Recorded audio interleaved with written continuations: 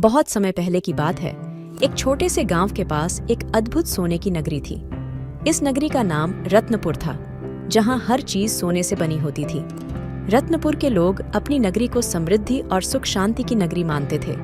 लेकिन एक दिन रत्नपुर में एक राजा ने एक बड़ी सीधी रास्ता बनाने का निर्णय किया। इस रास्ते के लिए वह सोने की नगरी की सबसे बड़ी मंदिर को तोड़ने का निर्णय कर बैठा। रत्नपुर के लोग हैरान और चिंतित हो गए। एक बुद्धिमान बच्चा अर्जुन ने तय किया कि उसे राजा से मिलकर रोकना होगा। अर्जुन ने सोचा, अगर मैं राजा को सोने की नगरी की अद्भुतता दिखा दूं, तो शायद वह अपना निर्णय बदल लें। उसने मंदिर में पुजारी से सोने की नगरी के बारे में सुना। पुजारी ने उसे एक रहस्यमय द्वार के बारे में बताया, जो सोने की नगरी में जाकर ही खुलता था।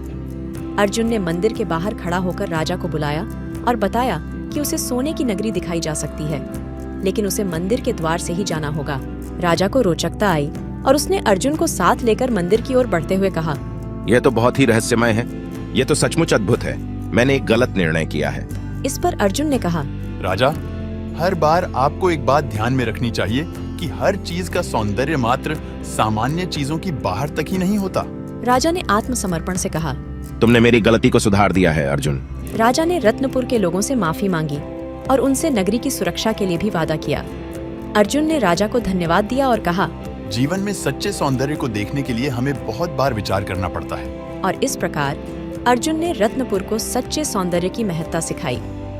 रत्नपुर फिर से सुख शांति की नगरी बन गई और वहाँ के लोग हमेशा आत्मसमर्पण और सत्य के मार्ग पर चले। इस कहानी से हमें यह सीखने को मिलता है कि सच्चा सौंदर्य व्यक्ति के चित्त को शुद्ध करता है, और हमें अगर किसी चीज की सच्ची शोभा देखनी है तो हमें उसकी सच्चाई को समझना चाहिए। और इसी रहस्यमय शहर में जिंदगी और सत्य की सुंदरता बनी रही।